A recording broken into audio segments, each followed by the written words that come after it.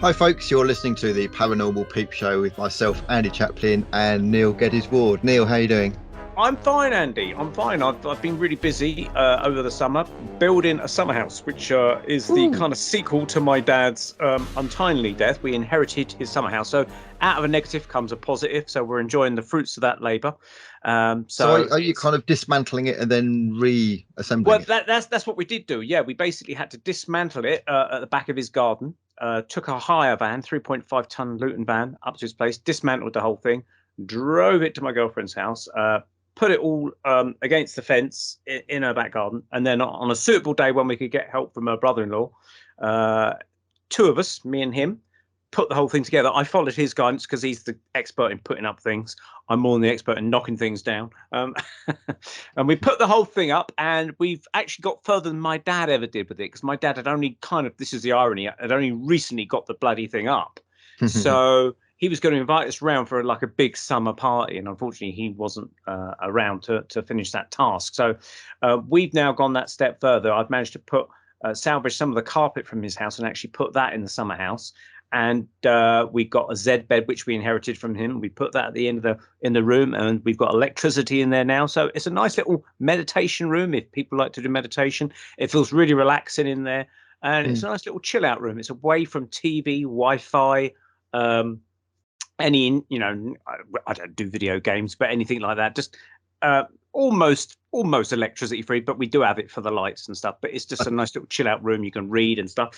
And the final touch that we'll put in there is two drawings that I've actually made as tiny prints. I've still got to get the frames from to put of my mum and dad, because it's in their honor, if you like. Yeah. Put that in the summer house as well to remember them by. So it's a nice little touch. That's a good idea. Yeah. So, I think everyone needs like a little man cave or escape. Well, yeah, the trouble is I'd like to think it's my man cave, but it seems to be my daughter's man cave, my girlfriend's daughter's man cave, because every time she comes around there, she dives into the summer house and I won't come out till it's time to go to bed proper. You wait, there'll be a jacuzzi next and a pool party and all this. Yeah, absolutely. I've just got to wait for the inheritance. How am I going to get a pool here? That's the interesting. I think the nearest I'll get to that is inheriting a paddling pool. How have you been though? Yeah, pretty good. I noticed I noticed we got censored in one of our episodes. That's right. As a tribute, I'd like to put on some Kim Jong-un glasses. This is my tribute to a wonderful YouTube who very gracefully decided, with their communist propaganda policies, to censor our wonderful show. So we're not allowed to talk about a certain something. We can't even mention what the certain something is because the censors will jump in. So I'm just going to kind of like put these on to kind of disguise myself. On the plus side, though, for anyone that wants to find out what that certain something was, they can actually go to our new Rumble account on the alternative platform to YouTube called Rumble, which is where the UK column now put their broadcasts on. So I tend to catch up on UK column news for that. And our shows automatically get uploaded. In fact, all our previous shows have automatically all been uploaded to Rumble as well. We weren't censored on Spreaker, which is the audio version which goes out on the Paranormal UK radio network. So thank you, Spreaker, for not shutting our mouths up. And, I think everyone's entitled to an opinion, really. And the fact is that we're being zipped shows to me there's some sort of agenda going on. And we always state, don't we? We say that it's up to everyone to find out their own information and their own sources, and not to just trust what we say or trust what anyone else says. To literally do your own research and come to your own opinion. And that's all we're saying throughout. But we got censored. So for anyone watching us on YouTube, please put on your Kim Jong-un glasses and just clap for dear leader and smile. I actually have a feeling that with those glasses, you'll see the aliens through that. You'll see people that have got alien faces through those special glasses. Like what's that film? They Live, isn't it? They Live, yeah. Which is where the guy finds the glasses on a building site or something like that. And as soon as he puts them on, he starts to see aliens amongst the humans, and he sees all these adverts that are saying buy, consume, and things like that. I think it was and take your no, say that. No take. Yeah. And obviously going into that for all our shows, for anything that people want to, if they want to take on board what we discuss with these our guests, that's fine. If they don't believe us, that's fine. If they just use it as a jumping off point to lead into other research, that's fine.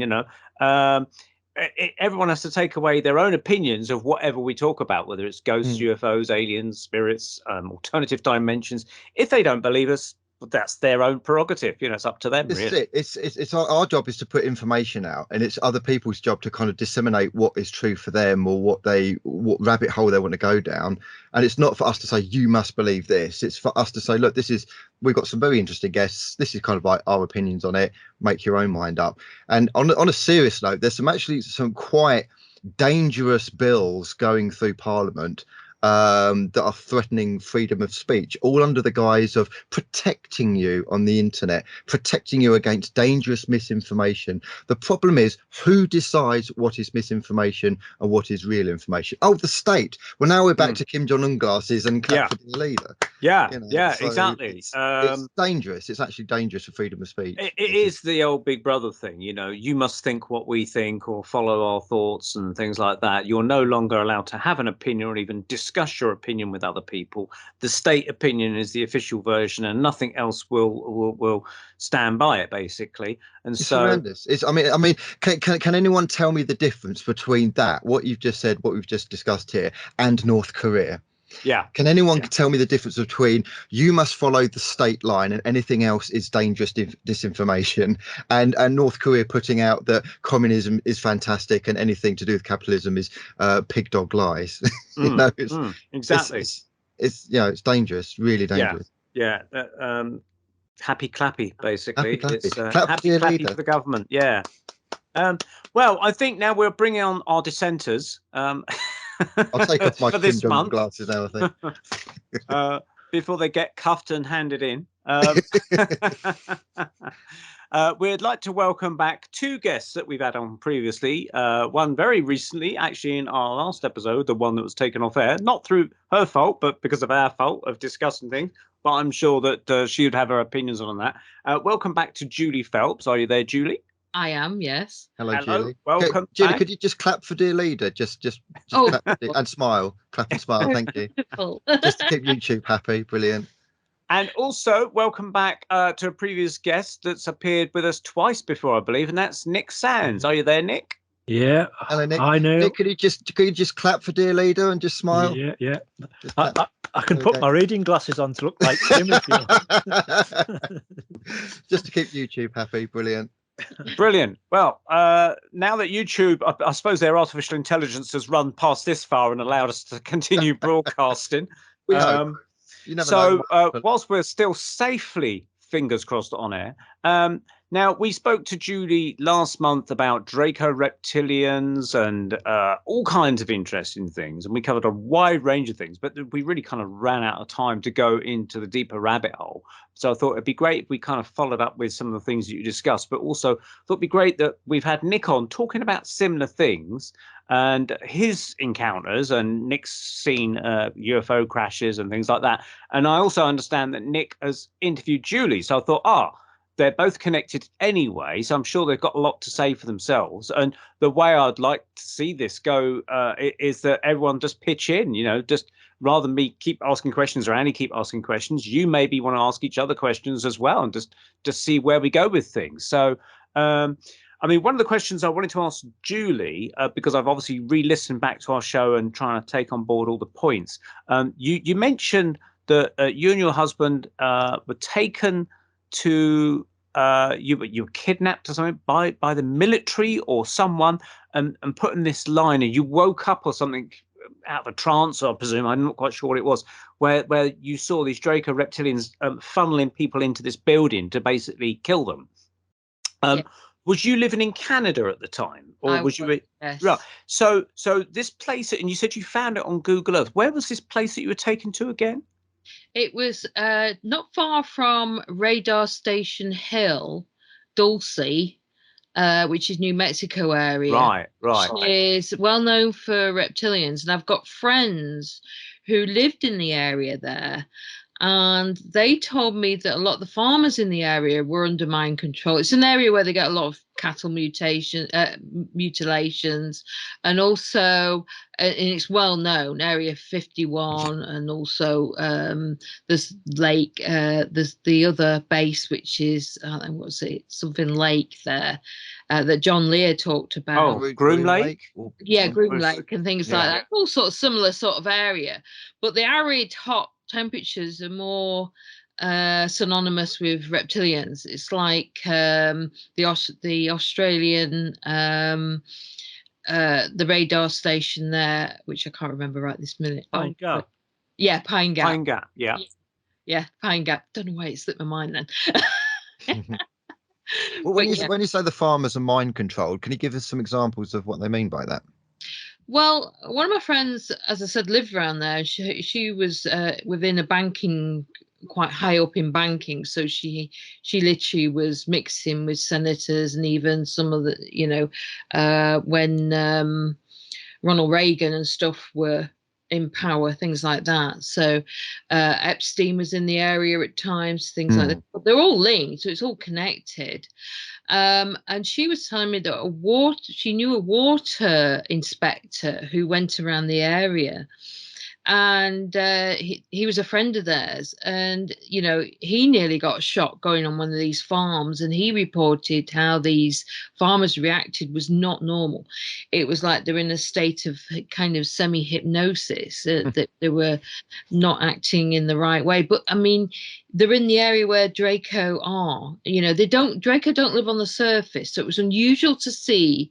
They were Draco soldiers, not Alpha Draco, which are the kind of wings. These were soldiers. They had like tabards on, like soldier type tabards. And I realize I still suffer a little bit post-traumatic stress disorder from that, although I work on it because I've got a degree in psychology and that, so I'm able to cope with a lot of things because I just analyze myself, and I've got lots of friends I can talk to, so who have similar experiences. So why would, I mean, you talked about the temperature and the reptilians. I mean, the obvious question that a lot of people say, well, hang on, if these people or aliens are going around in flying saucers, why don't they just take you up in their flying saucers and do what they have to do to you, and then dispose of the corpse or whatever they're planning to do with you? Why would they use an earth building, which I would have thought would be a fairly risky procedure, considering the amount of people going to go in there and scream and all sorts of things? Would that be discoverable, or is it so secure? It's totally isolated. If you look on the Google map, you can follow the one I shared. Totally isolated, and it's controlled, that area. You wouldn't, it's the sort of area, if you wandered off the path there, as my friend said, you ain't coming out alive. Right. So there's not just guards, there's other people that will, these farmers tend to turn psychopathic, so they would tend to shoot you anyway. And it's in an area that's very, very isolated. And right next to it, you see on the map, there's like a dome. You can see by the shadow, it's a dome. It's a bit like a has when we in the forces, which is an underground entrance. You can see that on the map. Now, I literally had to search around for this, and I took weeks and days and days and days trying to search it. I knew what area it was because I obviously recall exactly what the terrain was like. So I was thinking, where could it be? So it did take a lot of searching. But I did eventually find it. And then, because I was searching on Google Earth, I got banned from Google Earth. Then they put this huge white diamond. It covered the whole of Canada and the whole of North America. I could not access that part. So what did they ban you from? They banned you from viewing that specific area, or they from Google? They banned me from seeing any part of America or Canada. They put a diamond on the whole area, and it doesn't matter how I re-logged in, it was still blanked out. That's mental. So anyway, I went on Google Maps and managed to get it that way. But that's crazy. They blocked me out. I tried everything to stop it. I mean, surely logic would say that if there was something they didn't want the public to see, you'd block it out anyway, or just the specific parts. But there's nothing left that was as of but there was everything there that I remembered. Everything was there, like the fencing you could see piled up, like the builder's fencing was still piled up. Also, and a pertinent point, presumably, is that the people that go into that building are not expected to come out alive, so they won't be searching on Google Earth later for it. Whereas Julie managed to escape. I didn't escape. They let you go or something. Because I was still an asset at the time, their reasoning behind this, I'm not sure. I still haven't figured out why they allowed us to see this, why they did this. It's very much a puzzle piece with me as well, because there have been a few other people survived going on ships and seeing humans being dismembered and that, but there's not many of us who've witnessed this firsthand. Most will not witness it because they don't come back from it. So this is quite rare, but I was an asset of them. I still had the black goo inside me at that point, so I was still under their mind control. So but their reasoning behind that is a puzzlement to me. I don't really understand that either, and I can't I can't get my mind to say. They took you from Canada all the way down to New Mexico to do this procedure. Well, it's nothing to them. It was a frightener. I mean, it absolutely terrified me. I was absolutely terrified. And also, they made sure I remembered it. They could easily wipe my mind, but they didn't. And they didn't wipe my husband's mind either. So there was a reason why they wanted me to remember that. Why? I'm not really sure. What's your thoughts on what's going on and why?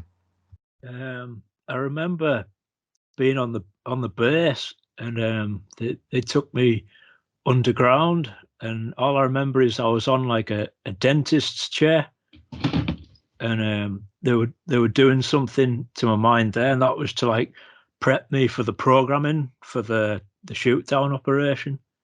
And I could never figure out how they got me there or how they returned me to my bedroom, something that I never found out.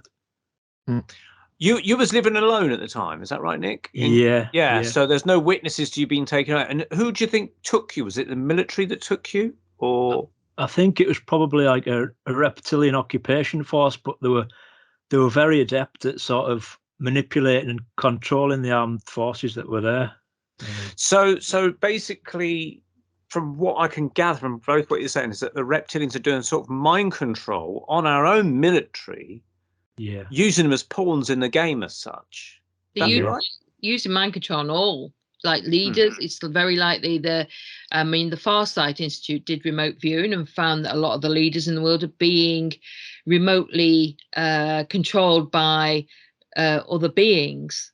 So not necessarily reptilians, but maybe Orion belt beings, which, negative beings. So a lot of these, we're not awfully sure whether some of these global leaders are actually aware that they've been possessed, basically. It reminds me of and most people have probably seen this clip of Bill Clinton getting his makeup done before going on a television interview, and this was probably in the 90s, so the video recording was quite crappy, but he was just in an absolute trance. You've probably seen that, Julie, but he's like this, he's like, and they're doing his makeup, and it's not kind of like sitting still for the makeup. He's actually in a trance, like someone's going to go. Monica Lewinsky, but just out of shot, maybe. Or... But yeah, I mean that's kind of scary. I mean, it's scary having world leaders being as they are, but then to go a step further and presume that many, if not all, these world leaders and military people are getting controlled by some extent. I mean, we always talk about demonic forces controlling people, like possession of spirits onto people or people being possessed.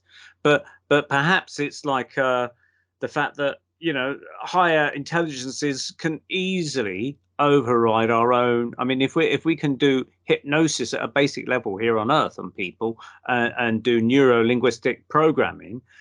These beings are capable of far more than that, and presumably they're using some sort of technology to assist them to amplify their thoughts or something like that to reach into our subconscious. They must be aware of our subconscious mind and And even the Greys are said to sort of take things from your subconscious mind, programs that you might have watched as a child, to try and calm you down by using characters that you might have enjoyed as a child. Like, I mean, Ronnie Kinsella talked about the Alice in Wonderland Cheshire Cat appearing in his room after some kind of experience. So Nick, you've got a lot of experiences. Is more of yours with the Draco Reptilians or another type of reptilians, or what? Yeah, I first sort of made contact, telepathic contact with a star intensity light, and that was the Pleiadians. Pleiadians, right? Okay. Yeah, but soon afterwards, like the Greys and the Reptilians tried to jump on me for being a contactee with them. Right. So Yeah. would that be the case then, that if the Pleiadians are trying to make contact with both of you in some way, that somehow you end up as a bit of a beacon for these other intelligences to say, oh, we got to control them or try and block that signal to them or something, because otherwise you become an asset, but a more presumably positive asset, which is a thorn in their side, I presume. Yeah. Anyone want to come in on that? Yeah. It's like you can imagine like a herd of sheep or a herd of cattle, and then you're managing this herd of cattle, which is how they see us, or they see us even worse than that. And then one of the cattle decides to wander off in a different direction, and it's like the farmer spots this, get that flipping cow back in the herd. And they send out the dogs to bring you back. So they might use torture to bring you back. They might use other methods or mind control to bring you back. So it's the same thing, basically. That's the level of what they deem. The most you are to a reptilian is a pet. That is the highest you can be with them. Apart from that, and quite frankly, vermin is what they see humanity is quite often. So but they don't like if you become weak. They don't like that. The stronger you are, they'll respect you for it. They'll still attack you, but they'll respect you for it more. So you have to show a stronger hand. And also there's ways to combat their mind control. And we do have capabilities within us, developing our psyche, consciousness and perception to actually overcome them. And I've actually stopped them beaming in by calling other beings in. And I know, because my dog picks up on this very much before me. And you can stop it, but you normally have to call in higher beings, obviously, for support. Do you think this is why people who believe in, because I've heard this before, people who have abductions and they really believe in Jesus, they call the name Jesus, and maybe whether Jesus existed or not, some kind of being called Jesus or higher being steps in and kind of like blocks the negative. Do you think that's what's going on? I think it's that, but it could even be our higher spiritual self is that powerful. I'm not sure, but I always call friends in because I'm like trying to keep calm. I mean, the last time one came trying to beam into my garden, and this has happened as well when other people have been online with me. I was outside, my dog triggered me because she was looking in the direction and she looked scared. So I went out to see what was wrong, and I could feel it starting to beam in, and I thought, oh sugar, every single cell of my body said run. Scared, very scared, but I thought, no, you're not doing this to me anymore, that's it. And then I stood my ground, and then I called in the other beings, and I refused to move. But believe me, it doesn't stop that feeling of absolute terror.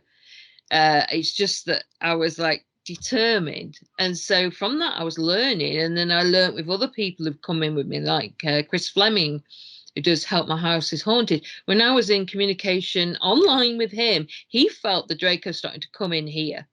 Oh wow. Outside my window, and I could feel it, and I was like, my dog was woofing and growling. She sussed them straight away. Has he psychic? She knows. So this guy on I'm aware of the show Help My House is Haunted, but I'm not aware of the presenters. Has he mentioned the fact that some hauntings could be reptilian, or is he not allowed to mention this on TV? Not allowed to mention that on flipping TV. I mean, he is now starting to mention a little bit about Faye, but before, like the producers and that wouldn't really allow him to. He had to fight for that because they did one where they had a pixie and they had it on screen. You know, like these devices they've got and everything. Now, he had to fight to even allow that. he wants to do more on the other side of things, but he's having to kind of run a tightrope of what he's allowed to do. So Simon Parkes got banned from showing a reptilian thing on ITV this morning, wasn't it? Really? Yeah. What was he trying to show exactly? So Philip Yeah. Schofield and Holly Willoughby were interviewing Simon Parkes, and he was absolutely fine being showing images of greys and things like that, and Smoke Man and Jinn. But apparently, for some reason, he wasn't allowed to show like a reptilian being. He just wasn't allowed to show it, and he's quite open about this, and he's done talks about this. So everything else Interesting. was fine except the reptilian being. Very interesting, isn't it? There's a lot of mind control on the main channels. I know because Miles used to work for BBC, Yeah. Mhm. Johnson, and also the Sky as well. And he talked to me about certain instances where they had these so-called courses, and they were literally getting mind controlled. So Oh, he's wow. actually seen like almost like tentacle beings around us over. I think it was Sky. It was one of those anyway, and it was actually over the building, a bit like loads of tentacles coming from like God. a fish sort of thing. And that was obviously negative. I've worked at Sky as well. Oh God, in my broadcasting You're looking career. in that building then. Yeah. I found a picture. I found not a picture, a video of Bill Clinton in his mind control trance. It's on YouTube, so hasn't been Okay. censored yet. It might be censored by the time this goes out. Anyone wanting to have a look, search for the title "Bill Clinton Trance, still never explained years later." And I'll put it in the chat box so you can have a look. And he's absolutely in a trance, hypnotic trance, no doubt about it. Was there accusations that used to take cocaine, or am I just thinking of something completely? Not only just took, but we've got to be careful here. This is our not. It's not really accusations, gentlemen. It was alleged, but I Yeah. think confirmed in mainstream that he was running drugs from Arkansas. Along with the CIA, there's the whole. If people want to look into this, we will say for legal reasons allegations, but this went mainstream. Drug running Arkansas, Bill Clinton, and you'll have a whole little rabbit hole of that one.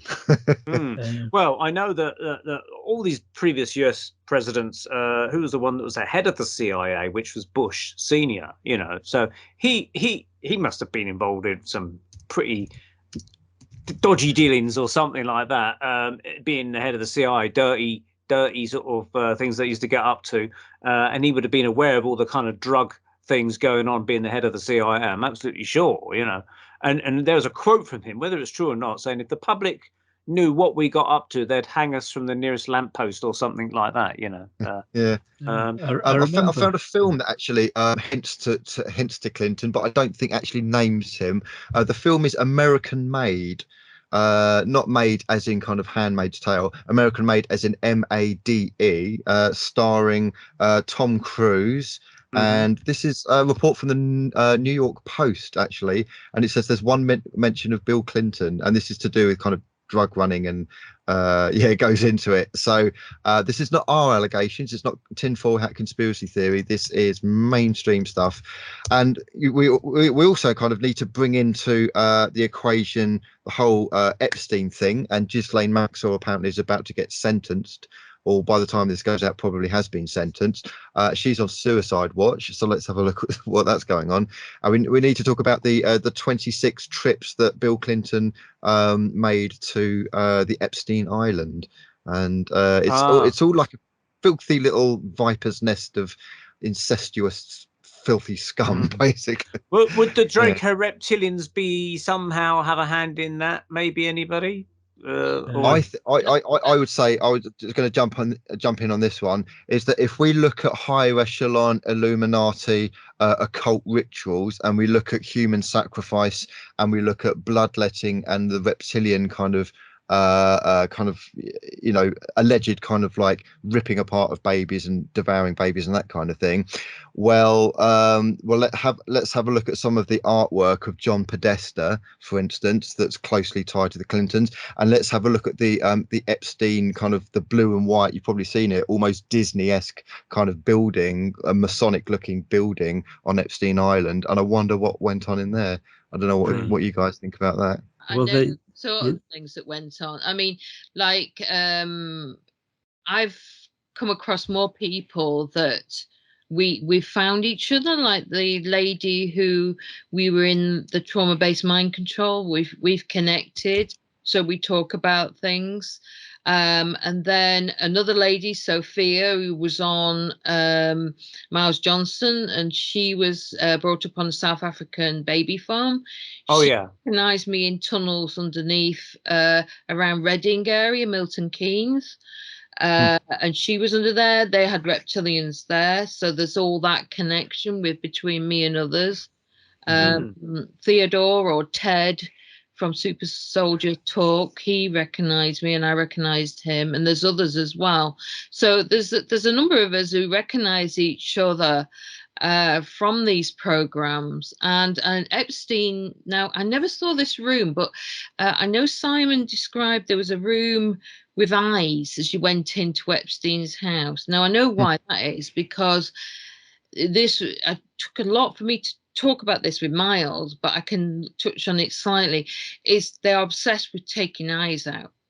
It's like the left eye. It's to do with Horus and rituals and that. But it's horrific, and this is why they wouldn't be realized on the wall, I shouldn't think, but that is what they do. They do that as a ritual. So that's part of the horrific things they do when they're killing people. When I was on base, actually they threatened to murder my next door neighbour's baby if I didn't comply with the field operation. So they had no regard for human life whatsoever. Yeah. Do you think a lot of that is psychological, and they would just do that to get you to do what they want? But it's rather than they're actually really going to do it. It's just literally. No, they did it. No, they would have done it. Me, they that's what caused my trauma. Was the boy they did that to the boy in front of me, and then dismembered him in front of me and did awful things, and that's what traumatized me, because all the time they were blaming me for that, because I drew the short straw, so I had to pick between the girl and the boy. And the girl, since, as I said, I've been in communication with, but it took a lot for me, even though I got a degree in psychology, to sort of, once I recalled these traumas, to then integrate that, because it's a huge trauma to recall. And yes, the Cheshire Cat and the Alice in Wonderland program was used with me. That was one of the triggers that allowed me to get out of to start processing all this. Now, the Cheshire Cat was used as a demonic force, like was beamed in when they were traumatized, after they were traumatized, and when they were programming as a trigger. You knew if the Cheshire Cat came in, you were going to have to do something bad. And then the White Rabbit was an escape for me. Since the White Rabbit was there, it was like, I'm coming out, I can be sent home or whatever. That was like a positive for me, the White Rabbit. But apparently this was a program they used quite often in my age group. Later they used different programs. They used Wizard of Oz as well with some people, and later on they used more electronic forms, but I don't think they were as effective as the terrible aspects that they used with us. But it was effective in splitting you. That's what their aim was, to split. So they don't care what they do as long as they achieve their goal of splitting you, as in traumatizing so much that you separate from your body. So literally, spiritually, you separate, and then they can then start programming you with whatever they want to program you with. I mean, a lot of mental health institutes will be full of people where they try to split them into many different personalities, too many different programs, not programs, I can't think of it now, but split personalities, that type of thing, maybe. But it's kind of more than that. It's like disassociation, but it's about programming different alters, I think they call them. Alters. So the different alters. Now I only had 4 alters, but some they would experiment in doing a lot more than that, and most of them couldn't cope mentally. They would end up not being able to do anything. They just become really bad mental health cases. Then but programs are almost unlimited, but it's actually alters. If they do too many alters, the mind can't cope with it. So they create these alters because of what they want you to do as an asset. And so, I mean, I have a problem with phones because I try not to use the phone, and I do get that awful anxiety with phones because they used that in the olden days to trigger you with codes through the phone. So you pick up the phone and then they beam it in. I mean, they do that, you know, like Manchurian Candidate, they do that very easily. When you managed to retrieve some of this information of when you was a child and witnessed a horrific killing, obviously, I forget what age you said you was around that point. I mean, it was around about 6, but it's around age because it was more size-wise. Because of my dyslexia, I don't do right, okay. I know I was, you know. Do you recollect how you got there? I mean, obviously, your parents must have not, obviously, you know, was you taken away during the night or something? Were your parents like just not aware that you were gone or something? They weren't aware, but you see, there's background in that. I mean, when I try and touch on these things with my mom, I only go so far, but I've even only got her to the point of, even as I start talking about ET, she blanks over, you can see it. It's like a shield goes over her. And I've got to the point of like just talking lightly about things, but I've got to understand about the, you know, and things like that. So she understands that aspect. She understands about the deep state. But I realized they've been through mind control. And my dad was in national, you know, he didn't participate in World War II, but he was afterwards. He did his time there, but he got injured, so he was disappeared for so many months in Germany before he was brought back.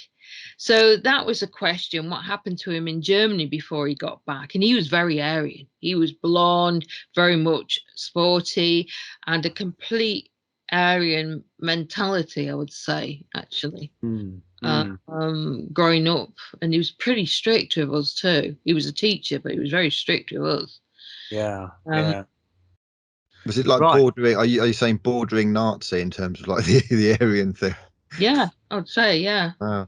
So where do you think that's coming from? Some kind of programming or some? Yeah, I think definitely. So would you think that he would have to be in place for what later happened to you at 6? He would have had to be a kind of somehow the route into you through him in some way, maybe like either saying yes, you can do that, or being controlled or something. Had any choice in the matter. I don't think they were aware. They probably just knocked them out and then whatever.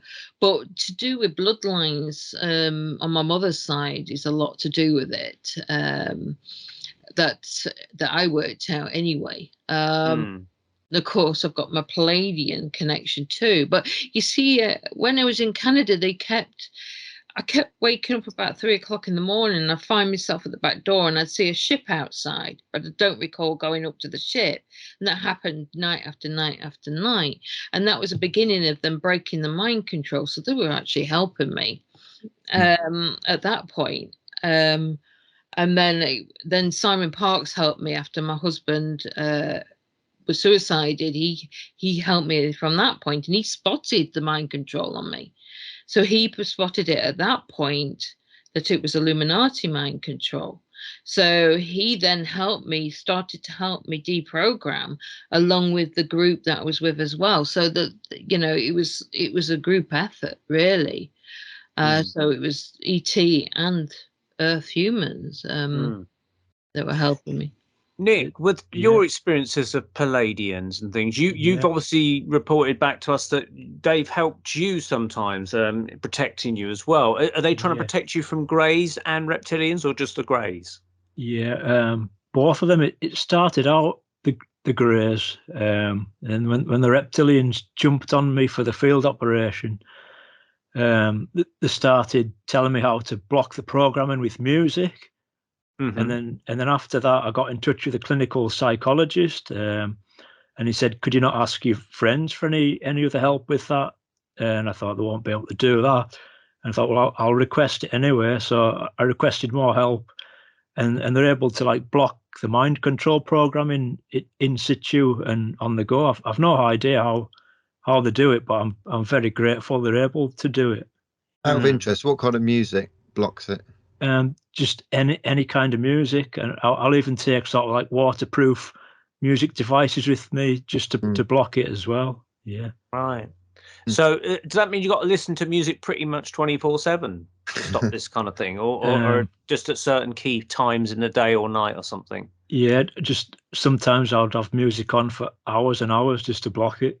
Yeah. And you found since that music you're having less intrusions or problems with these?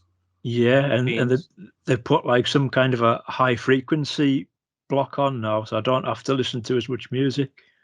I see. Okay, so it's almost like they're screening you against any attacks with this high frequency thing.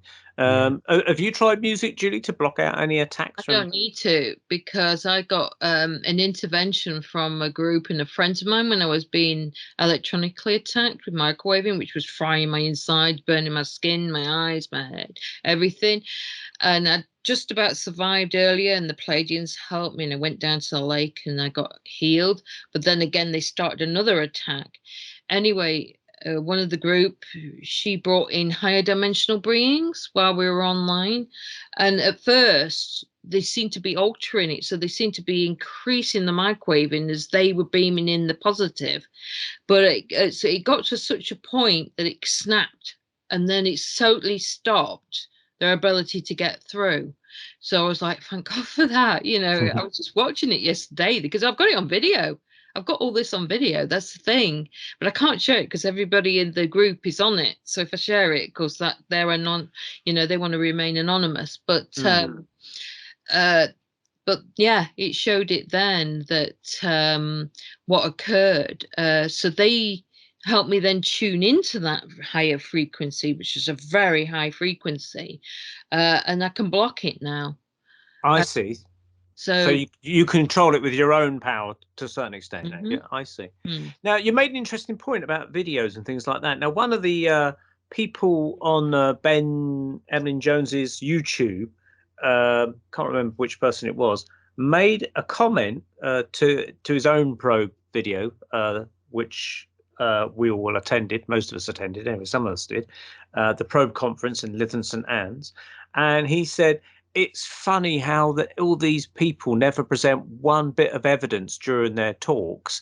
And I was thinking, hang on a minute, was you actually there? You didn't go to the probe conference, so you don't know exactly who said what. And yet you make that accusation that no one presents any evidence from the comfiness of your armchair. And yet there's loads of people there. And I mean, I was presenting evidence. I gave out links in my talks to say, look, if you want to follow this up, go to this website, go to that website, and go to that website. I even presented evidence of communication with an Ouija board through my mum. Now, if people don't believe that, that's really up to them at the end of the day. I'm not going to force them to believe in things, but it's a presentation of evidence, no doubt. Anyway, now, when people talk to you about reptilians and, you say, Andy was saying that Simon Parkes wasn't allowed to show the reptilian image on mainstream TV.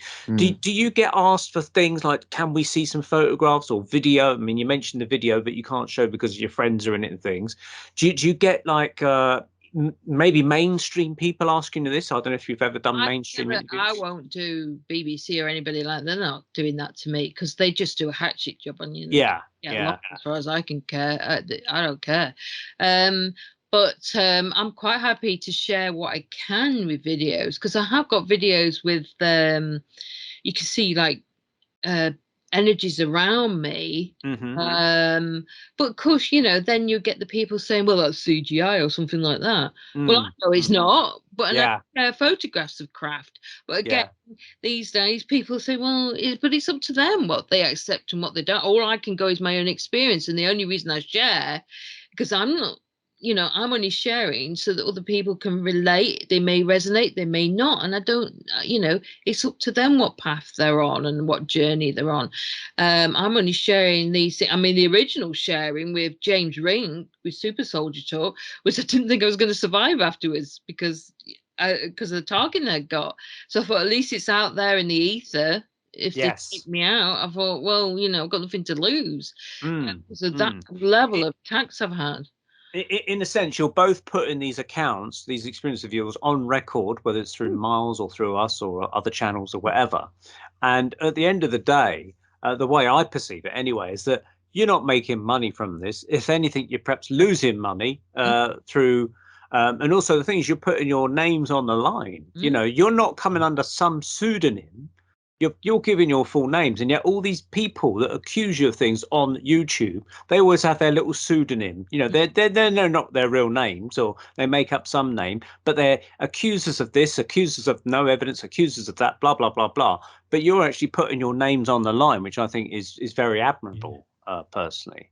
Right, I think what we'll do now, we'll take a break here on the Paranormal Peep Show. We're talking to Julie Phelps, Nick Sands, and we're talking about Draco Reptilians, Greys, mind control, all sorts of things. We're continuation from last month's episode, and we're moving into hopefully deeper waters. And we just mentioned the probe conference a few seconds ago. So what we're going to do, we're going to take a break now, and we're going to take a look at my report of the probe conference and Lytham St Anne's, and then join us in 12 minutes after the break. Thanks.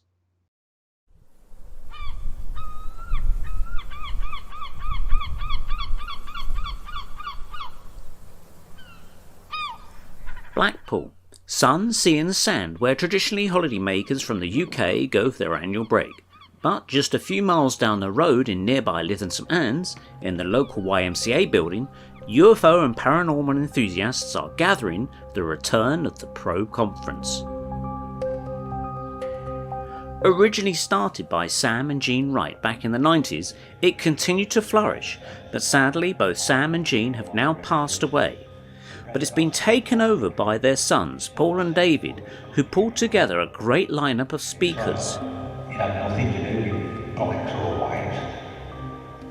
including Frank Willis speaking on aliens breeding humans for food. What do the aliens want from us? And I started looking at alien abductions, reading John Mack, listening to other people, their experiences. And every time somebody gets abducted, the aliens take something from them, whether it's DNA, whether it's sperm samples, or whatever. Spotted in the audience was none other than Ben Emlyn Jones, who was on this occasion not in disguise. No sun hat, no sunglasses and coof mask, that's right. This conference is going to be a bit different from the last one I attended, where I did have to go incognito. And how do you think that went down? There's been a bit of controversy surrounding that. Well, my friends love it and my enemies hate it, which is exactly the response that I wanted. There's been some excellent speakers giving out some very interesting information. Tony Topping, who I know very well and I've been seen speak numerous times, he gave a very, very interesting talk about his experiences with aliens, with extraterrestrial contact. That's been a big part of his family life. And he also provided some information from a Russian called Igor Karin, who supposedly has pictures from a parallel universe. Now this I find very, very interesting indeed, not least because in this parallel universe there was a big pyramid built in Trafalgar Square instead of a column for Nelson's column. And it turns out that it actually was, shortly after the Napoleonic Wars, architects did have a plan to build a pyramid in Trafalgar Square, which did not come about. I've found this independently from a website called Unbuilt Britain. It's about architecture that never was created. They've reproduced it in animated form. There's a new organising team because sadly Sam and Jean Wright have passed away now. Jean died a few years ago and Sam died earlier this year. However, his son Paul has taken over with his team to recreate this conference, to resurrect it. Yeah. Would you like this to become a regular thing? Oh, definitely. I've just been talking to a couple of people where this is why I've been tapping, I'll probably tap yourself up as well as Tony, about taking it on the road. I'll be glad to, yeah. Yeah. It's the sort of thing that I think you know, we're trying to reach a larger audience, but sometimes you have to go to them, them come to you. Yeah. So if we can do something like that, and people I'm talking to have all expressed interest, so if that's the case, I'm trying to feel out now where we can do this. Yeah. You know, up and down the country from north to south. I mean, I'm not actually going to put on a road show. I don't have a word for that, but if I did, I definitely think that would be a good one. Because it does bring together the aspects of spiritualism and suicide, the understanding of metaphysics and the energetics. Author Guy Stephen Needler also explained to me from his perspective what aliens were. It ties together the idea that we are souls or sentience and energy that we incarnate into a body, and that we don't just incarnate into these bodies. So it gives us a different idea of what we are. But I'm also going to look at the different types of alien or body type that we can incarnate into, different frequency levels. I'm going to look at the ways in which they travel around and where they come from as well. So it's like 3 areas there, and the genres of sort of body type or form factor that what we call aliens present themselves to us in, and why we see them and why we don't see them as well. They can come from different parts of the galaxy, other galaxies, and other frequencies, and those areas that are outside of this particular universe. So they can also come from the wider multiverse as well. There are definitely worldwide examples of interaction with some of these entities that are a higher frequency or our levels of frequency, and the thought process that they would cause mass unrest or frighten us all on a global perspective is one of the things that they try to control. On the other side, governments like to have power, don't they? So when they take these things, or they take technology from crashed craft, or the communication with other entities is withheld, it's because they want to have a level of governmental or country-based one-upmanship with another country on the planet, which is a pretty low-frequency thought process, because we should be sharing everything together, really. So it's almost like industrial espionage, isn't it? You know, they keep the secrets to themselves because they think it'll benefit them. But at the end of the day, most of it is trying to reverse engineer what's there and see how it works. And there are some things that we've got now that are a product of some of the technological ideas that have been gained from some of these pieces of technology that's been left behind, or whether they're crashed or still intact, or given to us, for example. I mean, think about how fast display technology has changed. That's a good example. And the people behind it are absolutely mind-blowing. Tony Toppin returns to Probe, a more experienced speaker. I remember the first talk I ever gave at Probe. I did not know how to use PowerPoint. My laptop went wonky. I was nearly in tears over it. And Sam said, no, it was actually a good talk. I want you to come back again and do it again with PowerPoint. And I did. And that's how I commenced my talks on the speaking circuit, really. And I've fond memories of being at Probe, so I'm so pleased that it's back up and running again. I've set up a little art company. I've got to say, Neil, though, that you are an artiste of the highest standard, and you've done work for me, and you are.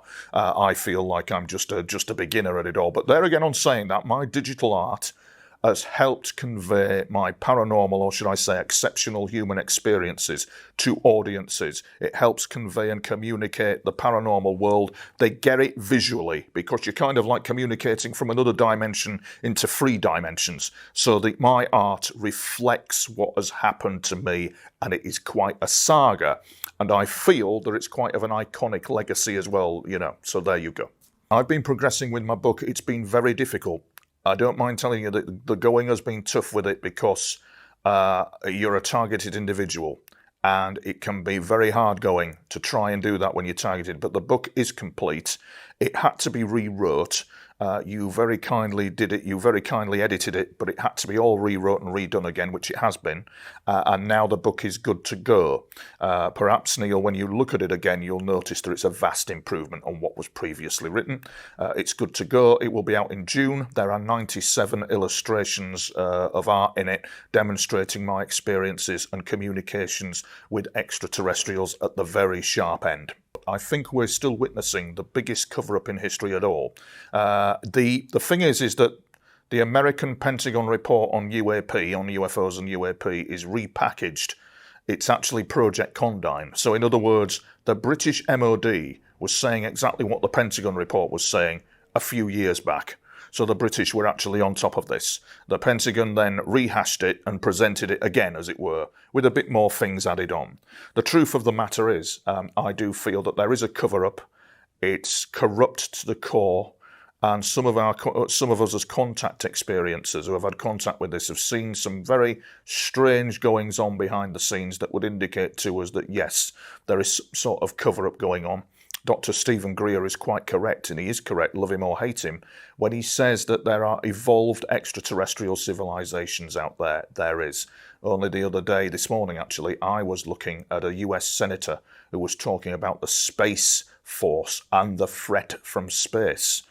But the nature of that threat is darkly comical. What they're saying, they don't know their arse from their elbow. They haven't opened their hailing frequencies because in place is a fascist cover-up regarding the fact that we are alone in the universe. And even then, Neil, if you do disclose and have contact with aliens, though, it won't be all plain sailing. So on the one hand, you've got Dr. Stephen Greer saying that they are highly evolved, which they are. But on the other hand, Dr. Stephen Greer then says that aliens don't abduct people. Aliens don't do bad things to people. Unfortunately, they do. Unfortunately, there is an element to this that is more demonic than alien.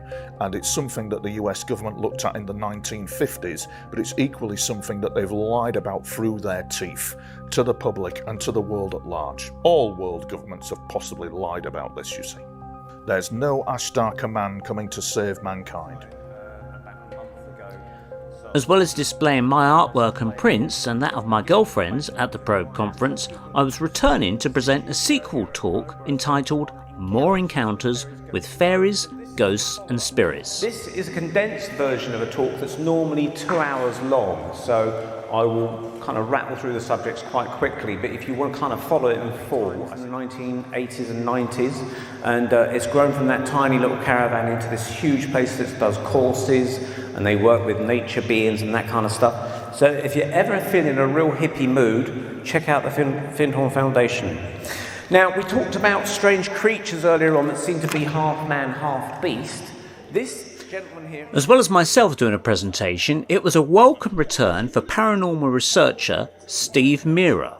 Well, I was commemorating the fact that, we lost Sam not too long ago from Probe, and Paul, his son, contacted me and asked me if I'd like to come down and do a presentation. So I'm here. I'm back here. I've not been here now for about 6 years ago was the last time I was here. Been busy doing stuff all over the world, but I wouldn't miss up this opportunity to commemorate. I knew Sam for a very long time, before Probe was actually here at this event. It must be going back 25, 30, yeah, I'm showing my age now. But I'm here, I'm going to be doing a 2-hour presentation today, and I'm just pleased to take part in it all. And everybody else was pleased to take part in it too, and it was a great weekend had by all. And hopefully the legacy of Sam and Jean Wright will be continued around the UK. Neil Geddes-Ward reporting for the Paranormal Peep Show on the Paranormal UK Radio Network at the Probe Conference in Lytham St Anne's.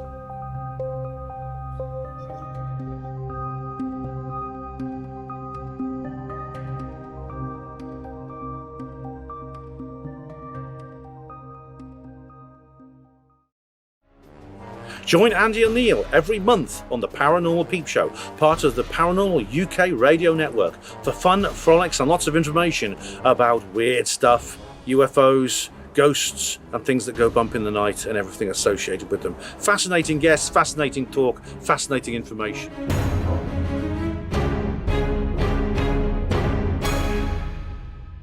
Hi, welcome back to the Paranormal Peep Show with myself, Neil Geddes-Ward, Andy Chaplin, and our co-guests, I suppose, in this particular instance, Julie Phelps and Nick Sands, and we're talking about the Draco Reptilians, the Pleiadians, and other kinds of alien life forms such as greys and encounters with these creatures. and anything else that kind of fits into that remit, I guess. Nick, you've obviously appeared on our show before talking about your contact with Pleiadians, and you've seen saucers crashed and things like that. Has anything kind of any updates in your life since we last spoke to you regarding anything of that kind of nature? No more crashes, thank goodness. But I think they are still trying to figure out how to exploit me for another one. But a lot of the attempts are blocked, thank goodness. A lot of the programming attempts are blocked. So. Right. Okay. And who's it that's trying to attack you or get you? Is it the reptilians or the greys or both? Yeah, it's mostly like dereprogrammers and the reptilians. Right. Are the military in cahoots with the reptilians, do you think? Yeah, unfortunately, I've got a nature reserve on the back there, and I think there's some kind of base there, and there's often soldiers there. So sometimes I'll try and avoid that if there are soldiers out there, basically. Yeah. Because I hear reports and seen programs that suggest that we're trying to shoot them down, like you mentioned in your first show, this where they've tried to shoot them down. But if the Draco Reptilians are mind controlling us, are they mind controlling the military to shoot down other craft that's not theirs, or are the military just literally trying to shoot down anything? Yeah, they're trying to get anything UFO they'll go for, basically. Right. So it sounds to me that there's, and correct me and jump in, Julie, if you've got any knowledge on this, that our military seem to be acting as like a defense force for the world in some way, but it sounds like parts of the military are infiltrated to work for some of these beings, like the Draco Reptilians. Are still working for the Illuminati, so they're working on the side of the Draco, and that has basically been a lot of the military, but Cheyenne Mountain, the Space Force, they were connected to the Russians, who I was taken on by,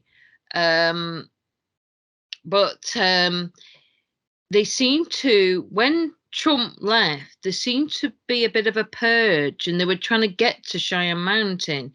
So I think they got to one of the leaders there, whether they influenced them or something. So they dropped out.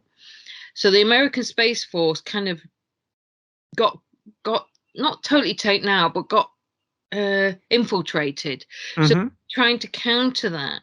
Now, what taken over from that is Putin's taken over, which they tried to influence him, but he's trying to backtrack. But of course, they tried to corner him, and there's various things with what's going on there, which are very complicated. But he has a very good psychic abilities to try and fight this.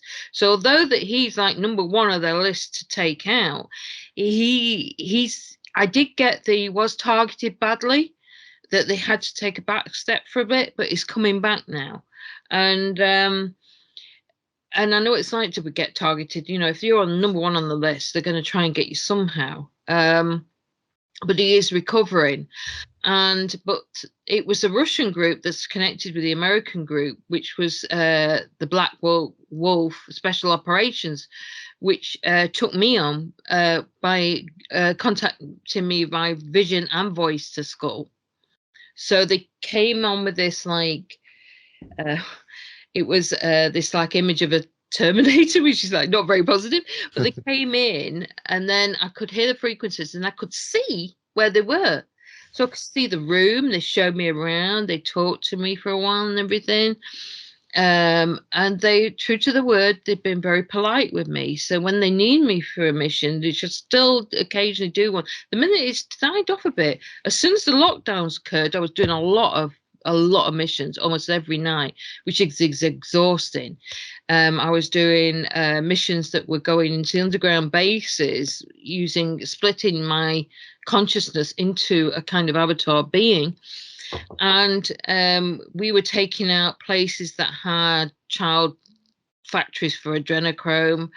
And then we had ones where they were splicing humans together in all different ways. Those we took out because it was so horrific. It almost broke me, that because I wasn't supposed to remember, but I was starting to break the control system for them wiping my mind. And I kind of wish I hadn't, because I remember what I was doing. It was like so horrific. I was like, oh my God, it was another trauma. And they stopped sending in special forces to some of these because it was so horrific. Some of the people they sent in didn't survive what they saw due to the trauma. They were dying from the trauma of what they were witnessing. Like a mental breakdown type of thing. More than that, it was killing them. Mm. Literally, it was sending them into such a state, it was actually killing them. So then, even after what we were seeing, now they send drones in first, and then they tend to send either special forces or others like myself, because it's not just me, it's a lot, to deal with it after that. Because you can't just necessarily take, obviously, an underground base out, because you've got to try and rescue as many as you can. But a lot of the children they brought out did not survive. There's not many of them survived because they were in such a bad way. They're not really capable. And I don't believe for 1 minute they took them off planet. That is a lie. Only they take off planet, it'll be food. They'll the Dracos on that, because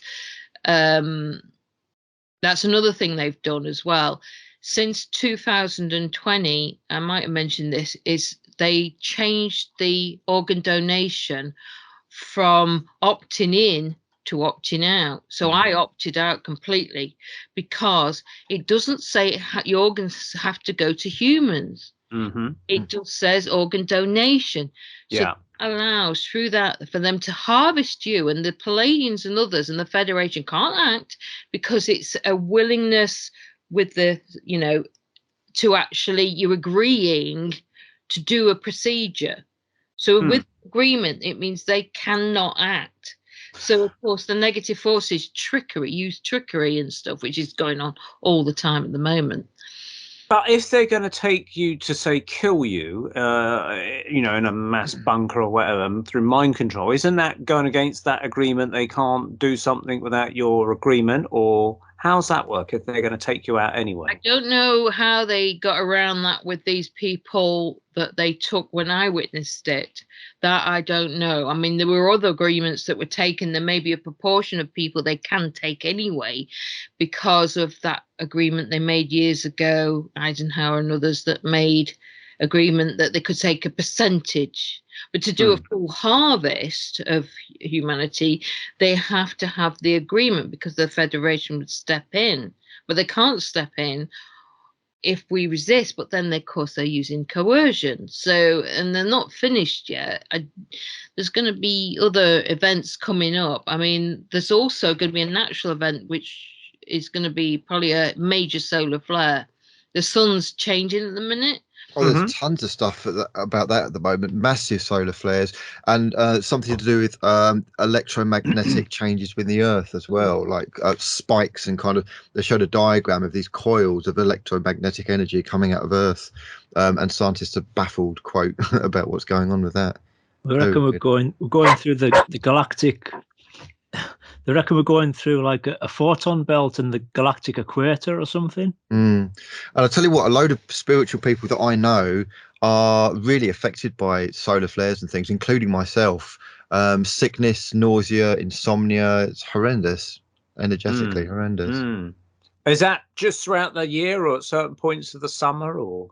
I'll tell you what it is, Neil. I've noticed a pattern.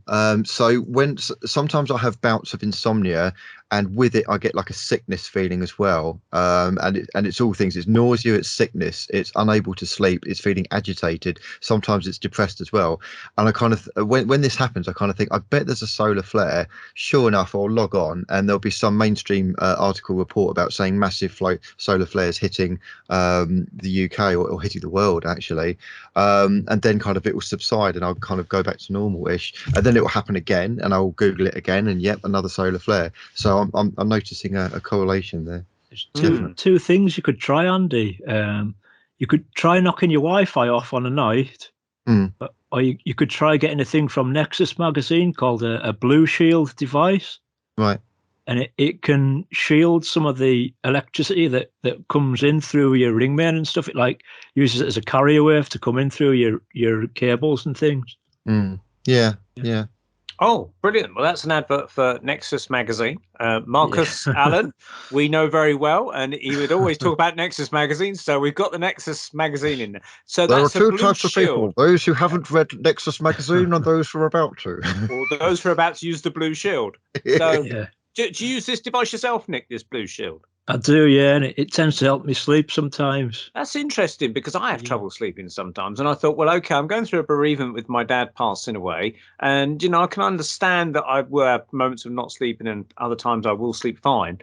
But I'm up for anything to try and get a decent night's sleep without inducing any kind of sleeping tablet or anything like that. So I'll have to look into that. Okay. So any insomniacs out there, look at Nexus and this blue shield device. So you plug it into the wall, do you? Or yeah, it's just like a little black and white box, and it just goes straight into a 3-pin plug. Right. Yeah. Okay. Yeah. Is that similar to the thing that Simon Parks is selling? Because he's selling a USB something or other, isn't he? I'm not sure. No, Julie says no. What is it then, Julie? That's the BioShield, but I use Resotone, which is a device, which is a Russian device, and it's patented.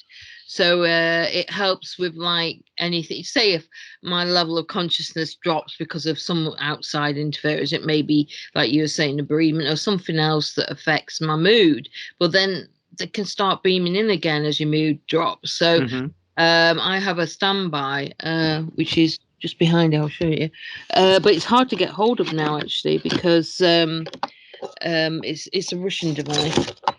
They use it to help with radiation and stuff. You might be able to see this. Oh gosh! It's proper. You plug it into your USB. To me. So it's very well put together because you've got to realise I worked on microchips. Yeah. So when I see the way they put this together, it's very, very well put together. So I use that as a standby.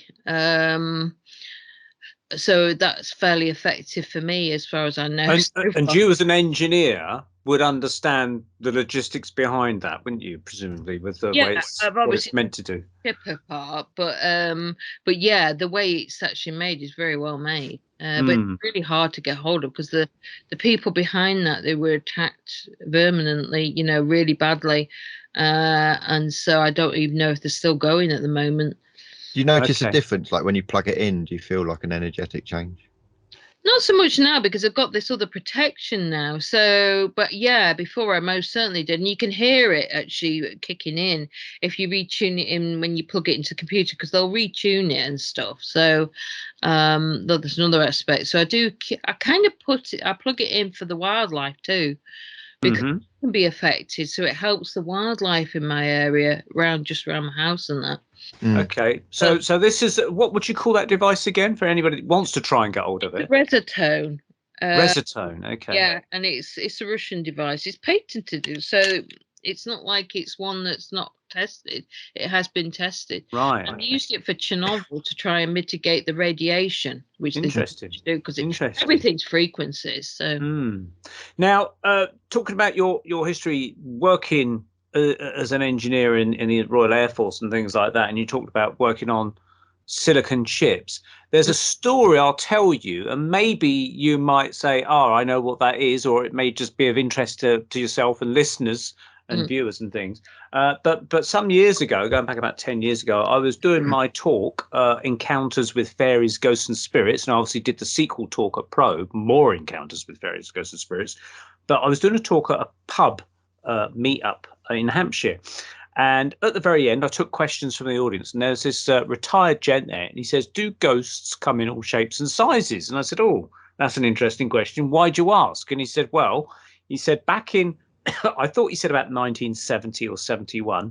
He said, I was working at something like a military establishment, or I don't know if it's MOD run, but maybe MOD contracted out to a private company. I'm not quite sure what, but I'm imagining it was something like a manor house, like Rudloe Manor or something of that kind of ilk. But he said that he was working, on what you call the precursor to the silicon chip. He said, that's the way I describe it so you understand what I'm talking about, he said. He said it was like a silicon chip, and we were working on it at this place. And he said he was at his bench working away, and there was another kind of technician worker on the other side of the bench facing his desk doing his bit. And he said suddenly the room lit up blue, and it's just them two in the room. It lit up a bright blue, and they kind of thought, what's that? You know, and they both looked round at each other to sort of say, can you see that? And they actually looked, and in the middle of the room, floating down the middle of the room, was a blue box, a glowing blue box, about, I thought he said it's about the size of a shoebox, just going past them silently through this room. And he said it went through an open door and turned right and went down the corridor. And they were absolutely gobsmacked, as you can imagine, thinking, what the FNL was that? Yeah. And so they lost track of where it went, but they went and found their supervisor, and they said to him, look, we've just seen this blue glowing box. And the supervisor said, come with me. So they went and followed him, and he took them down to this old guy that had been working at this place for years. And the supervisor said, tell him, the old guy, what you've just seen. So they said, well, we've just seen this blue glowing box floating down the room. And this old guy who'd been there years said, yeah, I've seen it too, basically. And so whatever this blue box was, it had been invading the space of this place for years, checking out everybody. You know, and my guess, maybe Julie, you might want to, or Nick, you might want to take a guess as what it is. My guess, because this guy was saying, was it a ghost? And I said, no, I don't think it was a ghost. I said, to me, it sounds like some sort of reconnaissance device monitoring what you're up to. And I'm taking a guess here that it was alien technology. You know, don't think it was Russian or Chinese or whatever like that, because remember, in the 1970s, we're just about getting men up into space in Vostok 1 or in Soyuz or Apollo craft or whatever. You know, this is a thing that's floating without rockets or anything. It's literally anti-gravity of sorts floating down. So what were they doing? Were they involved in any technology or anything? Well, my guess, the way he implied it, it was hush-hush sort of stuff. And they were working for the military. So some sort of military defense communication, something like that, with silicon chips, you know, fast technology, you know, presumably technology that was not out on the mainstream. And we wouldn't see it maybe until the 1980s at least. And they were perhaps developing that kind of technology, maybe with Japanese help or something, I don't know, in these, you know, like Rudloe Manor House or wherever it might have been in Wiltshire or wherever it may have been, I don't know. But this guy was in Hampshire, so I'm assuming it was one of the military bases like Aldershot or somewhere like that, because that's the area he was at, you see. So what's your take on that? Anybody? Well, I would say that was a probe of some sort. Advanced alien probe, definitely spying on what they're up to and what level of technology they're capable of at that point. So it'll be scanning what they were doing. That's what it'll be doing, because cube is very much a blue cube like that. I don't know if I can kind of remote view back to that, but it sounds quite negative. I'd have to really focus to see if I could remote view back. We had something different in when we were in a space tunnel, working on microchips, we call them semiconductors, because that's what you did. We were working on advanced stuff, and we had more of a ghostly encounter. It was the place was built on an old airfield, and we were working there one night, and then all of a sudden we felt this whoosh come into the tunnel, because we had subdued light in there because they didn't want to damage the devices. You plugged yourself into the table with anti-static, you had clean room clothing on, and the lighting was more like submarine, like a yellowy light. And anyway, we felt this energy come in, and then like a wave, we had you don't need to join in. I know you pick up on things. Julie's referring to her dog there that's just jumped into the picture for those that are listening on audio. Oh, sorry, you don't hear, you don't see it. And all the trays, like a wave, all rattled and jumped up and down as a waveform. And then we all got shocked by this. So we ran to the center of the room, and we were all talking, and we had somebody, I don't know what they said, but they said something to the one side of us, and that was enough. We were out of that room at that point, because this was years ago before. I mean, I'd had other paranormal stuff, but that was like it was all of us heard that. It was like another person standing there, but they weren't there, that you could see, but they spoke. And everyone could hear the voice. Yeah. And so when you say it was a space tunnel, what would that mean exactly? There's no windows. What it is a like a corridor where you have tables, you have microscopes, high-powered microscopes.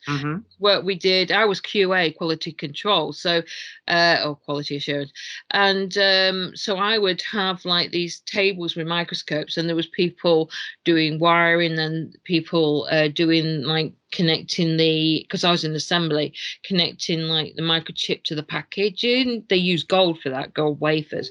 Yeah. So doing that, and then the sawing area, and so I was like clean room coving, and we were doing things like even chips for like the Cassini project, the probe that went to Saturn and Titan. Yeah. But that was one of the few ones I found out what it was, because they wouldn't tell us where these things were going. We knew there was like rockets, and we knew there was a lot of space we did. So we had the space, that all those were space satellites and things like that. We didn't know what some of them were, but we did up to 16 layers, some electron wide. So that's what we did for that. And there was only publicly known at that point about 9 layers of these different circuit boards, should we say. The crossover between kind of like the alien thing and the paranormal thing sounds similar to the skulls experiment. Have you heard of the skulls experiment? Not offhand, no. That's quite a good one. Neil, you're quite into that, aren't you? Yeah. Okay. The Village of Skull in, I think it's Suffolk or Norfolk. I forget the counties muddled up, but it's one of those areas. Village of Skull. In the late 80s, early 90s, we did have Robin Foy, who's now sadly passed away. He appeared on one of our sister shows on the Paranormal UK radio network. I was like the mediator that got me involved in that. But he took part in that as an observer and a sitter at the skull experiment. And basically it was seances once a week in the basement of this person's house in the Village of Skull. 2 mediums who kind of channeled spirit guides, if you want to call them that, who would then direct the seance as it would unfold, and various things. They would have crystals that would appear and disappear. They'd be able to put their hand through crystals. 1 minute they're solid, next minute they're not. They'd also be told to bring in a roll of film, like in a Kodak box, unexposed, and it's not even taken out the box, and it's still in the cans, like in the Kodak or Fuji box. And they were just told to place it on the table. And then at the end of the seance, they were then told to take it to the local chemist to get processed. Just process the film. Don't make prints of it. Just process the negative. It might have even been slide film, which is a different process. But basically, when you held up the film to the light after the seance and it had been processed, you saw a whole load of writing appear on this 35mm slide film. And to me, when I looked at the images online, you can find this online, it looked rather like the writing of the Bayeux Tapestry from France, and they even had signatures of famous physicists that had passed over that had signed on this thing that appeared on the film. And they started to get, I think he talked about a miniature flying saucer that materialized in the seance room at one point that flew around and kind of landed on their hands or something. And I think this went on for 5 years, this weekly experiment. And I think they shut the whole thing down when suddenly they saw, not quite sure, was it on a TV screen, Andy, an alien appear? Yeah, they started getting greys appearing, and it wasn't. Yeah, one of the ways of communicating or receiving communications was through the static on a TV screen, and they started getting alien stuff, and it freaked them out, and they shut it down, from what I understand. But they did. I mean, I'd stayed in touch with them, not directly by emailing, but I would get a newsletter from time to time come through. And Robin Foy and his wife, who were, the people that partook in it, moved to Spain, and they were trying to raise funds to do a kind of skull tool, if you like, in the 2000s. And I think they kind of got it virtually up and running, but sadly he passed away. So I don't quite know where they've got with that, or what even happened to the actual mediums that were kind of the the key players in it. I don't know really what happened to them, but that produced a big book. I mean, obviously, people poo-pooed it and said, "Oh, they faked it," and it's typical. They couldn't take the skull experiment out of the room. It shows that they had all these gadgets and they're producing the phenomena and things like that. But in fact, contrary to the skeptics, they did actually take the skull experiment out on the road. They went to America and the same phenomena appeared there. And one interesting thing, if you look on YouTube or maybe one of the other platforms for videos, it's something called the Afterlife Experiments. Dermot Murnahan, I think, is a narrator who used to do ITN news reports and things. And they talk about the whole thing of the skull experiment. And they actually visited this guy who's now passed on himself in Italy, who had his old World War II wireless kind of thing, really old valve wireless, who in his sleepy little Italian village was picking up the voices of the dead people that lived in the village that had passed on, including children. I can't remember the guy's name. And what happened is they were all coming through in their local Italian dialect. So they weren't even talking national Italian. They're talking a local dialect. And they're coming through and, ciao, mama, and all that kind of stuff. They're talking to their parents. And then when Robin Foy and a few of the skull people went there, suddenly the voices went from the local Italian dialect and switched into English and says, "Is that Robin?" And they said, "Yes." It says, "Hello, it's your colleagues on the other side here, so to speak, talking about Skull." So the people that followed Skull through the spirit world then came through this wireless in Italy, which is interesting. So it's worth watching that. I'll see if I can put a link, in our video description box for the Afterlife Experiments for anyone that wants to watch it. So with the regard to the this ghost box, as I call it, this reconnaissance device. You're saying a ghost or something managed to manifest in your workroom where you're researching. Yeah. Was there anything that might have triggered that to happen? Was there some sort of scientific process that manifested it, or did it just come of its own accord, do you think? Well, it could have been linked to the fact that it was built on this old airfield. So maybe deaths to do with the old airfield. I mean, there was two of us there who were pretty psychic. I mean, I've had encounters with all sorts of paranormal, like ghosts and things like that. So for me, it was me and this other lady. We were both present. So maybe it made itself known because we were there. I'm not sure. I really don't know. Nick, so what's your thoughts on that? You seen spirits or ghosts or anything like that in your time? Yeah, I've found it quite difficult to discern between certain aliens and ghosts sometimes. I've come into contact with 3 different species, and all 3 of them will tend to remain invisible. And I was actually at in about 95. I was actually at a little landing site next to my parents' house, and I was shaking hands with invisibles, but they really hammered me for it and stole all my landing site photographs and everything. Yeah. So when you say shaking hands with invisible beings, how did you know where to put your hand? Did they just suddenly touch your hand and grab it, or what? Yeah, well, they directed me to like a landing site with like tracks and flattened grass and everything. Mm-hmm. And then they just said, "Put your hand out." So I put my hand out, and I could feel the thumb going into my hand, pressing into my hand. Wow. Me. I bet that was a bit spooky, wasn't it? And unnerving. I mean, did you feel nervous when that happened? No, I knew they were friendly, so yeah. Wow. I got more grief from the authorities than them. Right. So. Do you suffer any ill effects when you're making contact, like a physical contact with these beings? Because I mean, I've heard of cases where people have had interactions with UFOs and they've suffered radiation or anything. Has any ill effects happened like that to you from that kind of thing? Yes, skin rashes sometimes. Yeah. And are the beings that like land in these craft, are they aware that it has this kind of negative effect on humans, like radiation or skin rashes? I mean, do they try and protect you or something? Yes, sometimes though, there's some kind of a radiation thing off one of the propulsion systems, and they have to like shield you from it or shut it down or something. Right. Yeah. So, I mean, I would have thought somehow that these beings would add some sort of higher than using radiation. I mean, radiation must be presumably a byproduct of it. I mean, Judy, you're the engineer out of us and would understand these things to a greater degree.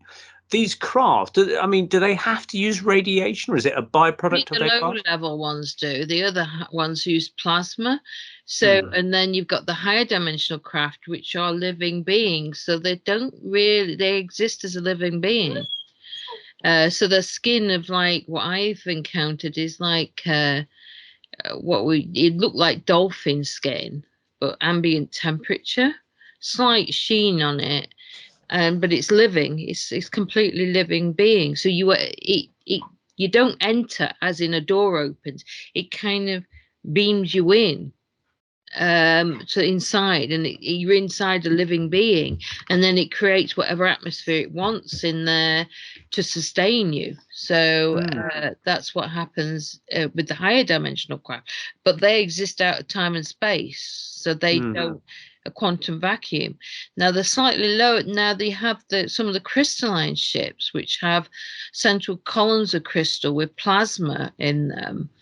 Now they're plasma run. They're a form of plasma, very, very bright light plasma. So they create like a field like Earth shielding, and they have like a huge crystal at the bottom. So if they want to go through a portal, they beam it. They turn the ship, so they go through that way. Well, it's slightly lower technology than the one that can appear anywhere. And then you have the even lower technology, which is more Draco Reptilian, because they can't go to the higher realms because they're too lower frequency, because they're not very nice. So they use more portal technology. And certain ships and crafts, I've seen spheres with them, and then sometimes they use cigar shaped. They also have bases that look very jagged, like very dark black rock sort of thing. So they have that aspect as well. But there's nothing nice about their ships. You know what I mean? There's nothing pleasant about them. It's all they don't sort of look to anything artistic or pleasant or anything. You wouldn't purely functional. Purely functional. Yeah. They don't appreciate art and things like that. So that's their mindset. It's all very, militaristic, but without any, everything's functional. Everything's, there for a reason. There's no artwork on the walls or anything. Whereas the others are very beautiful. Yeah, the Pleiadians presumably are on that kind of leaning towards the artistic, beautiful kind of ascension type of thing, which presumably, if we're cousins of them, would that be correct? Or we're somehow connected to them? Different connections depending on who you are to different planets, different beings, and we're all different. So not everybody on this planet is connected to the Pleiadians. There are a lot of them, so many different other species, every different shape, size, and everything. And so there's all different types of aliens but there's like a level. So like the level of the Draco Reptilians and all them are like fourth dimensional. You get ones that do look like the alien out of Alien creatures. You get like squid-like creatures and a lot of negative bit. Not all of them are totally negative, but I'd say it's a good time to, like, what I'm trying to do is communicate with beings that are in between. So they're not evil, but they're like us. They have good and bad. In like the Sasquatch. There's good Sasquatch and not so good Sasquatch. So it's about making friends with these, and this is what I'm aiming to do. So we've got allies basically with right. Now it's interesting you mentioned Sasquatch. Sasquatches have been reported as being sometimes associated with UFO sightings, and yet there's diehard Sasquatch fans that say they're nothing to do with UFOs. They're just found out in the great woods of Canada and Northern America and things like that. What is your take on the Sasquatch then? I mean, do they hang around with UFOs as well, or what? There may be some that travel with other beings, but no, they're Earth-based. So they're just as much right of being here, like the Fae have got just as much right being here with us. We shouldn't put ourselves above them. Oh, well, they're Fae, we should get rid of them, whatever. No, they have just as much right as us. And this is about the understanding how they operate and how they live.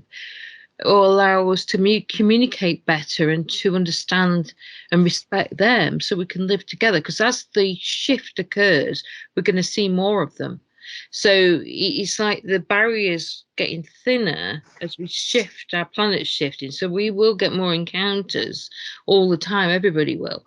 So we better damn well learn to live with them, because they're our neighbors, but we need to understand them more. So we need to understand how to respect them. So what I've learned to do from Native Americans who have taught me is to like make offerings to them, not as like placate the whatever. It's just as a show of respect, because humans have been terrible at any other species. We're terrible at like just exploiting everything. So it's about, some of us humans do care.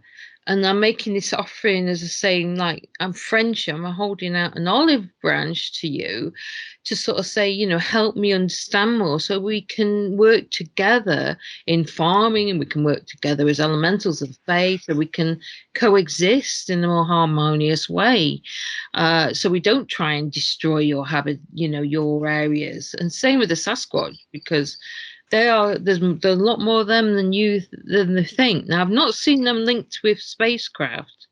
They are just interdimensional beings, but they may have friends that are Pleiadians, so they go flying off with the Pleiadian friends because they are interdimensional. But not all the Sasquatch are friendly. There are some that have been reported to be pretty violent, but there again, they are targeted and killed by military. So this is the problem. So it's like I'm trying to, because they do scare me a little bit, trying to create this connection, because I think it's key towards moving forward and surviving everything that's going on, and creating allies, as many allies as we can, to help us defend against Draco and other. There's not just Draco about. Some beings are worse than Draco, so we have to defend our planet against them. Say if all the Draco went, there are beings that would just destroy our planet in an instant, or take it over in an instant.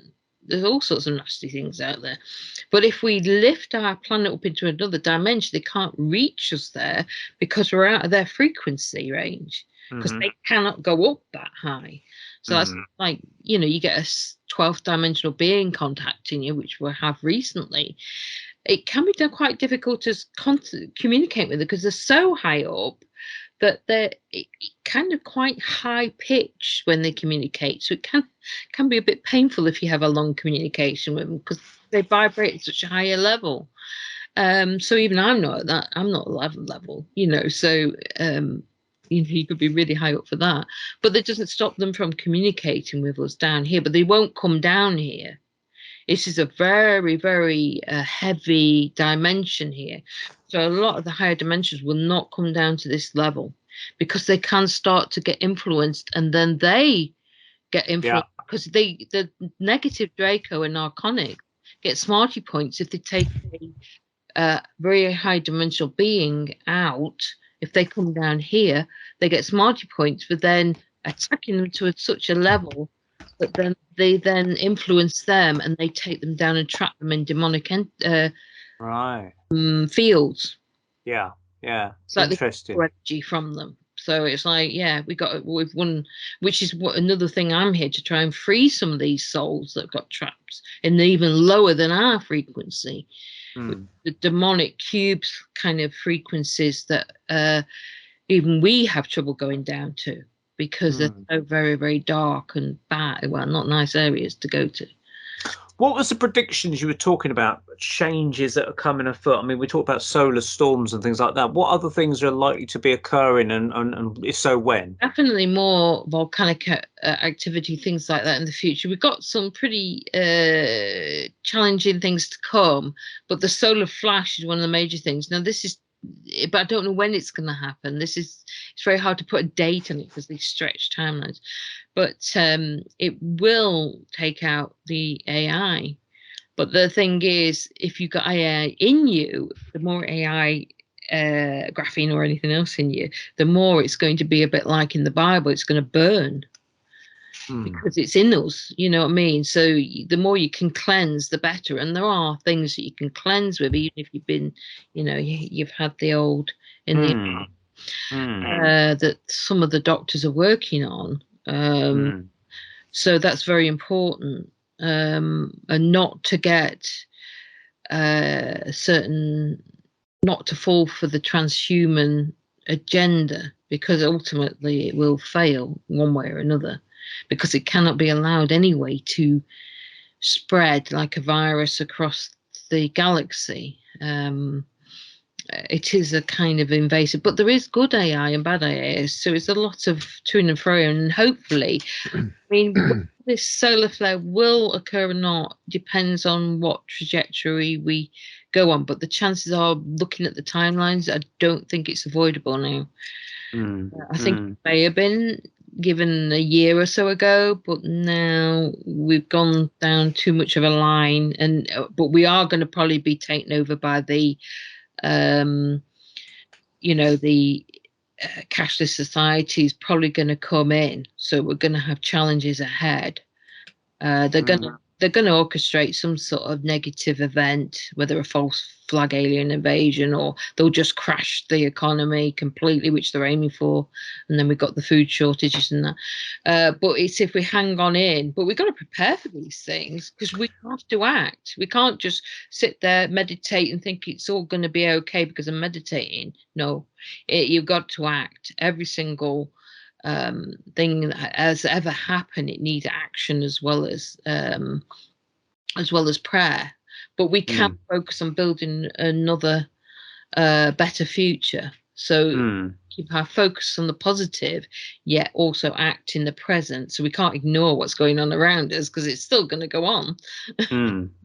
So food shortages, yeah, we discussed that in the last program. So would you recommend people either just stock up on tins of beans and sausages or anything, or are you suggesting that we just become our own little mini farmers in our own gardens if we got them? They're trying to stop all that, aren't they? They're trying every method to stop us being self-sufficient in any way. The rules they've brought in, and of course the new AI stuff they're bringing in, they want complete drone farms. They want to get rid of all farmers, so they're bringing in drones and laser machines that get rid of weeds.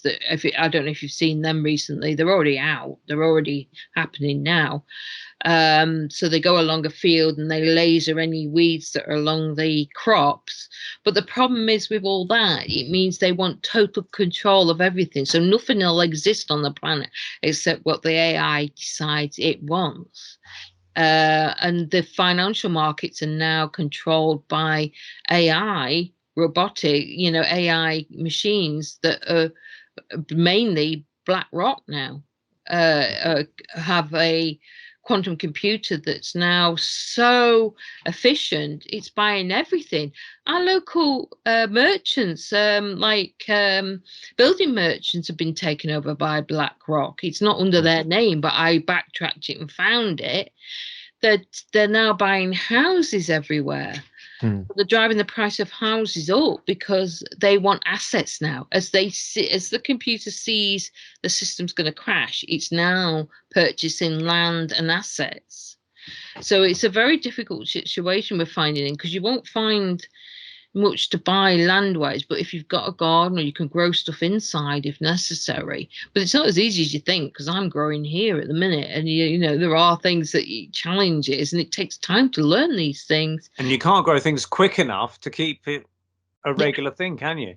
And I presume if they're going to control that, anything like going down to your local garden centre and buying seeds for cucumbers or beans or whatever, if they're going to try and stop us growing things, I presume they'd stop the production of those seeds. Well, if you can get heirloom seeds, because you want open pollinators. So heirloom, you can then save the seeds from that year and grow them the next year. If it's an F1 hybrid, they don't. So you need ones that are heirloom seeds, so you can save some of them to grow the next year and everything like that. That's what you need. And it's a good idea. If you're going to invest in anything, if you've got spare cash, buy seeds. They're far more blooming valuable, or going to be, than anything but heirloom ones. And even in lockdown, they were blocking off people from buying seeds. Well, what the hell's that got to do with it was not classed as a essential item. Well, what would be an essential item if you've got trouble with shops and things like that? Is seeds and growing your own. That's what you need. do. And where's the government coming on the TV saying, grow your own, grow like, grow for Britain, like in the Second World War, it was grow your own. Allotments and everything, yeah. It was like that. Now they're not doing that because they don't want you to, because they want to control you completely. Where you go.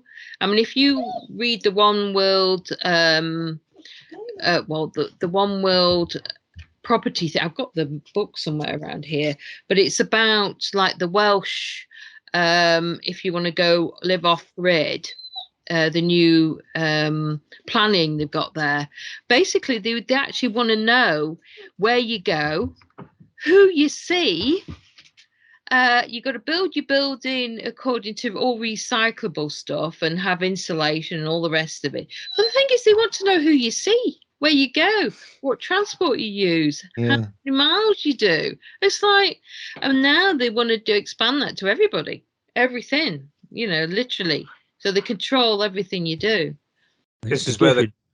Go on, Nick, go on. Yeah, they seem to be giving money to farmers now, like to enhance for nature as well. Instead of growing things, they're saying stick a couple of trees in. Don't grow food on that field. Put a few hedgerows in. We'll give you more money. Yeah. They're told not to be farmers, but more like nature conservers. Because that's the thing. You're working in nature conservation, aren't you, Nick? I will be now. I've got my driving license back again. So do you see major changes in that area, but being controlled by government? Does it look a bit shifty to you in that area?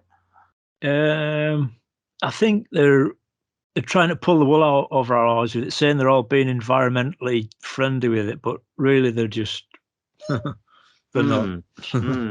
And any predictions from your Pleiadian friends about what's likely to happen apart from solar flares? Are they predicting any like floods or famine or anything like that? Yeah, they're saying the global weather's gonna go berserk, and the more we throw at Mother Earth, the more she's going to ramp up with severe weather type thing, and almost say, nature's number one. Look after the planet, or it's going to kick your butt with storms and stuff. Yeah, so we not only got to be afraid of the Draco Reptilians and the Greys, and we've got to be afraid of our own planet that we live in. My God, is there any hope? No fear. We got to let go of fear, because we got to trust our intuition to follow. And what I found is very valuable. Anything I've done that's been really effective is always last minute. They don't give you notice because the AI and other devices can then preempt you. So it's literally been the last minute that they get me to do things. So I'll get a phone call last minute, and you have to then be ready to just do whatever you're told and do it then, and be willing to do it. That's what I've found. Okay. Right. I think we better draw this to a close, ladies and gentlemen. It's been a very enjoyable almost couple of hours. We've shortened each part to allow for my probe report to be put in. So thank you once again for joining us, Julie and Nick. It's been very, very fascinating. Any final words, Andy? No, just as Julie says, try and keep some faith and a bit of hope, and trust that we'll surpass all of the darkness. All you can do, really. All you can do. Okay, thank you. Any final words, Nick or Julie, before we close? Just much love to everybody, and stay strong. We can get through this. Thank you. And I think your dog needs a wee, as always, on cue. Thank you. Just listening. All right. Well, thank you very much for watching us on the Paranormal Peep Show on the Paranormal UK Radio Network. You can find us on YouTube, hopefully, if we haven't been shut down, on Spreaker, on the audio version, and now also on Rumble, where we will be hopefully not deplatformed because they're not censoring us on there. So if we said any naughty words, look for us on Rumble or Spreaker. Okay, thanks very much, everybody, and we'll catch you next month. Good night. Take care. Good night.